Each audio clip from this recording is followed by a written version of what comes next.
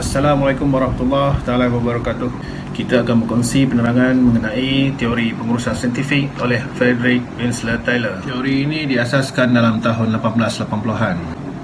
Taylor pada ketika itu adalah seorang jurutera mekanikal di dalam sektor perindustrian di United States. Objektif utama teori Taylor ini ialah untuk mempertingkatkan ekonomi, terutamanya produktiviti buruh. Ianya berbentuk kajian sains terhadap proses kerja dan juga pengurusan di organisasi. Pengurusan saintifik ini kadang-kadang dikenali sebagai Taylorism mengikut nama pengasasnya iaitu Taylor di Amerika Syarikat bermula dari tahun 1880 sehinggalah 1900 dan hanya bertumpu kepada industri perkilangan, terutamanya industri keluli dalam era revolusi perindustrian. Tidak berapa lama selepas itu, pada tahun 1915, Taylor meninggal dunia dalam usia 59 tahun. Taylor telah memasukkan sistem autokrasi. Dia juga telah menerbitkan buku pada tahun 1881 iaitu On the Art of Cutting Metal yang menggambarkan keadaan industri keluli di mana beliau berkhidmat sebagai jurutera.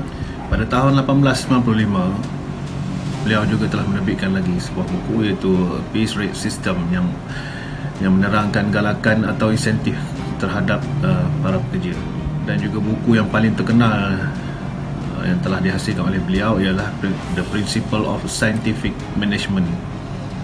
Ianya diterbit pada 1909.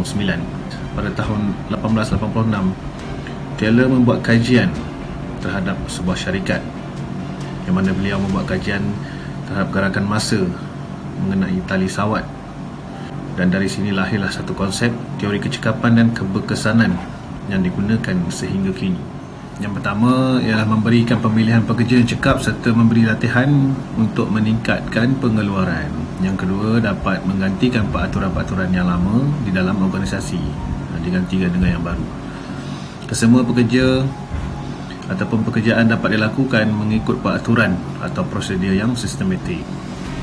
Membentuk hierarki, memperbaiki sistem peraturan yang tidak jelas atau abstrak kepada yang lebih adil. Dan seterusnya, memahami hubungan antara pekerja dan pengurus. Teori Taylorism ini juga dapat kritikan daripada ahli-ahli falsafah pada tahun 1913 dan juga daripada Persekutuan Buruh Amerika pada tahun yang sama.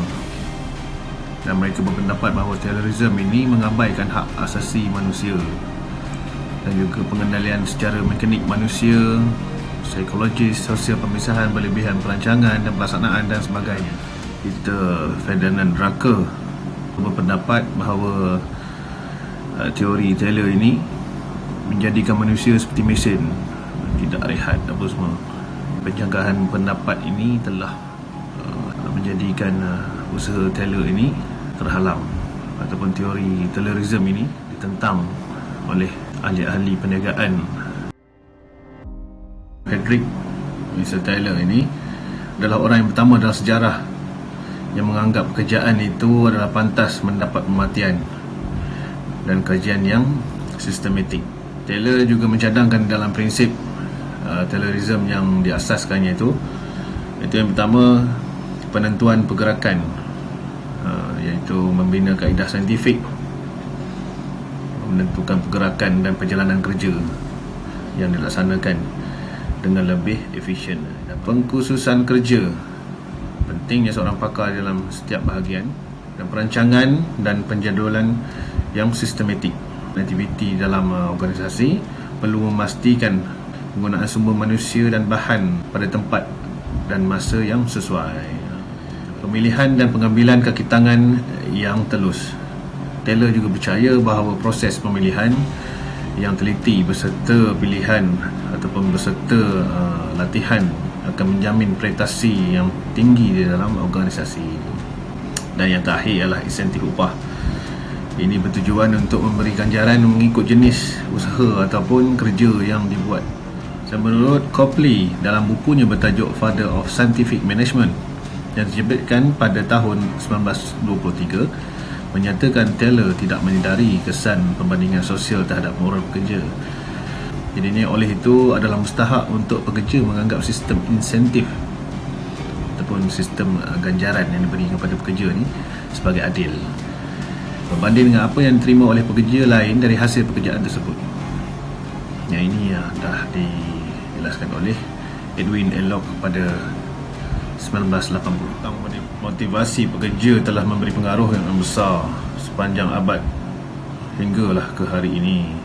Kepercayaan Taylor bahawa manusia adalah rasional dan akan membuat pilihan ekonomi berdasarkan tahap ganjaran kewangan telah membawa kepada perancangan sistem bayaran di mana jenis usaha yang diberi adalah berkait rapat dengan kadar ganjaran yang ditawarkan.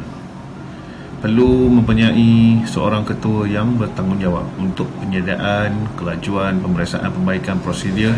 Pandangan Taylor tentang motivasi pekerja telah memberi pengaruh besar sepanjang abad hingga ke hari ini dan juga meninggalkan kesimpulan yang memberi inspirasi kepada penyelidik dan usahawan sehinggalah ke hari ini. Sekian, itu saja. Terima kasih. Assalamualaikum.